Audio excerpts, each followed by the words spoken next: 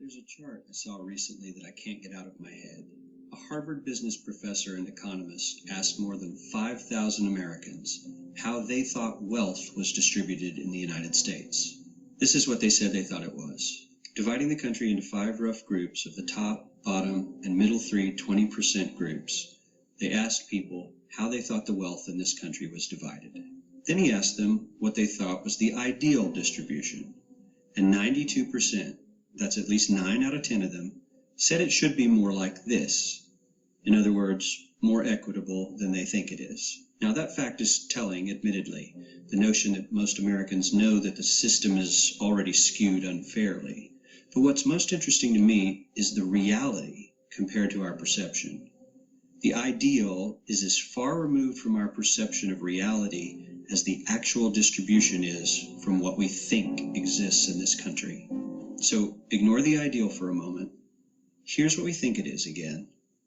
And here is the actual distribution. Shockingly skewed.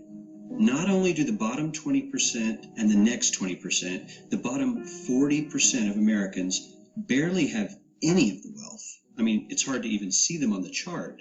But the top 1% has more of the country's wealth than 9 out of 10 Americans believe the entire top 20% should have. Mind-blowing. But let's look at it another way, because I find this chart kind of difficult to wrap my head around. Instead, let's reduce the 311 million Americans to just a representative 100 people. Make it simple.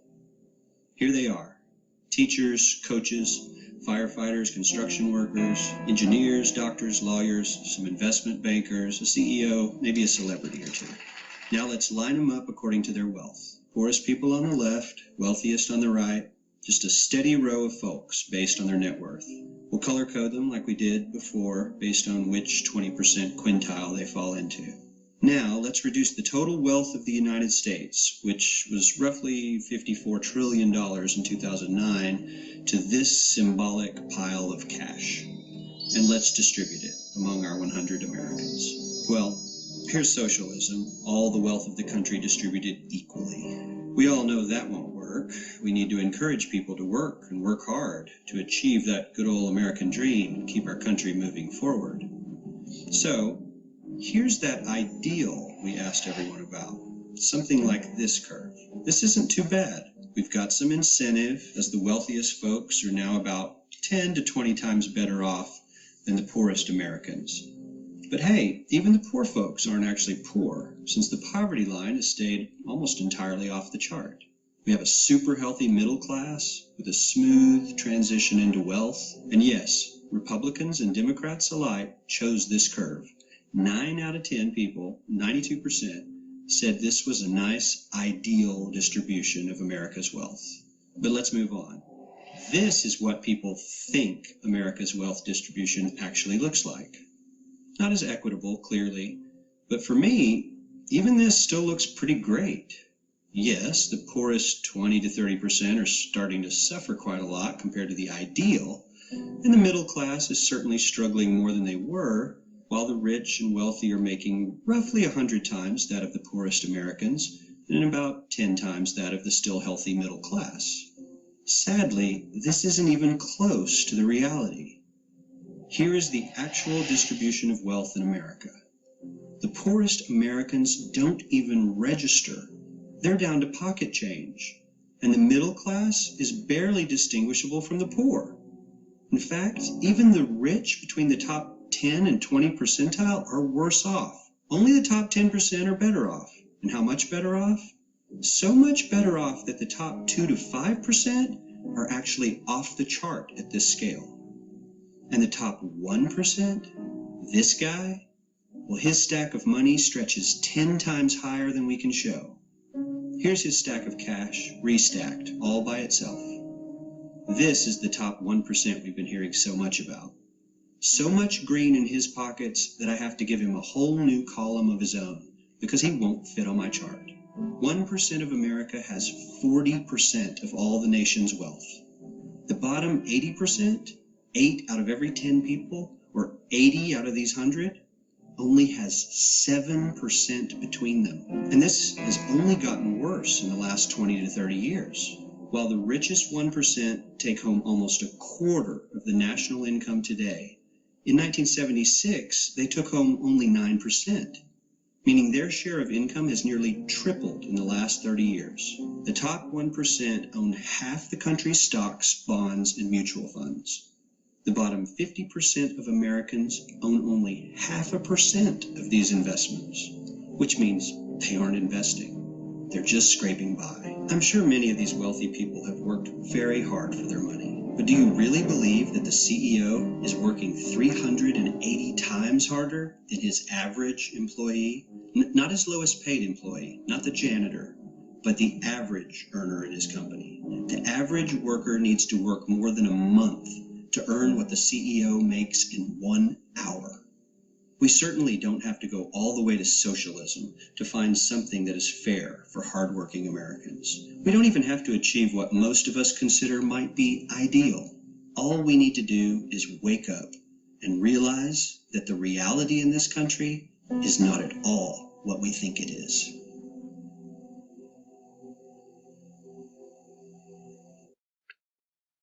After watching that video, all I can say is, wow. I mean, the first time I saw that video, I had absolutely no idea how bad it was. But what I can tell you is that this system of control and the wealthy or the uber rich really didn't start in the last century.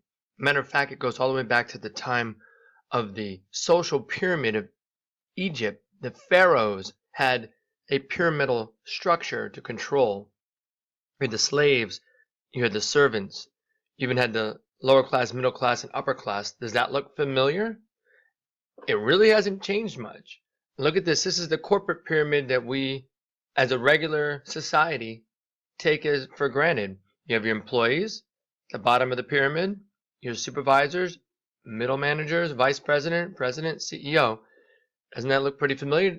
Think about it. Do you think the people or the employees, only one person will ever have the opportunity maybe to become a CEO of that company? Now, even more shocking, and again, I'm not trying to support the conspiracy theorists out there. I know there's a lot of conspiracy in regards to, the Illuminati and all the things out there, but I want to just shed some light. When you take a look at the ideology behind MMM, and you'll realize that Sergei Mavrodi realized a long time ago that it's impossible for the banks to be able to lend out as much money as they were. So when you look at the top 12 levels of the pyramid from the eye of the dollar, you'll realize that some of the systems in place, such as the Federal Reserve and the United Nations and the Bilderbergers, which include the Rockefellers and the Rothschilds and the JP Morgan Chases of the world, don't want you to know that they really truly do control everything. And so as you can see, we're not even a thought, we're an afterthought. We're at the bottom of this pyramid, if you will. So understand that there needs to be a way out of this, and we believe that MMM has provided a solution to help the average person to be able to get away from the current monetary system that's been enslaving many of us to either work for somebody else or to be able to not enjoy time, money, and freedom, which is, I know, what everyone would love to have. So when you get involved in MMM, you can just simply participate. You do not have to build an organization or a network or share the word. You don't have to have any kind of referral marketing. But if you choose to, you can actually earn manager bonuses, and you can actually go to a school and you can be taught. You can be taught on how to share the word of MMM properly. Now, when you first sign up, just depending on how much you donate, you're going to get an additional bonus as a sign-up bonus. As you can see here, $50 to $499, $20, $500 to $2,999, $50, and then anything over $3,000, $100. Now, some of you may want to make more money, or you don't have a lot of money to get started. They have a referral program. So if you refer somebody to come in, you get 10% referral for whatever they donated into the system that is added to your Mavro. So as an example, if you put in somebody for $1,000 that provided help in the network, you referred them, you would make a $100 bonus. Likewise, if you put in somebody for $10,000, you would make a $1,000 bonus. Now, if you decide to go through the 10-day guider course like I did myself, and get a clear understanding of how to properly share this system, they will pay out anywhere from 5% on the first level of referrals all the way down to 0.1% on the 9th level of referrals. And so you'll see very quickly that you can spread this word. There's less than a handful of people in the United States that even know about the MMM system, the MMM USA. There's a handful of countries around the world that have had this for years and they've grown like crazy, but it's really brand new in the United States and Canada. So you're really probably hearing about this for the first time before almost anybody you know and virtually anybody in the country. So the opportunity is really an evergreen opportunity. It's absolutely huge for us to provide this kind of a program. Now, I also want you to know, one of the things I get excited about is they actually, unlike a lot of programs, they show the risks up front. See, understand that MMM only redistributes money between its participants, connecting a donator to a recipient. Therefore, in order that the mutual aid process may be beneficial and not be stopped, the number of participating members or donating money should generally increase, which means it's a flow. There's money going out, there's money coming in. It's a process where there's mutual help. The more you have coming out, the more you have going in, the more stable the system is. Now, even though there is no guarantees that are suggested or implied in the system, the program has been going on for many years.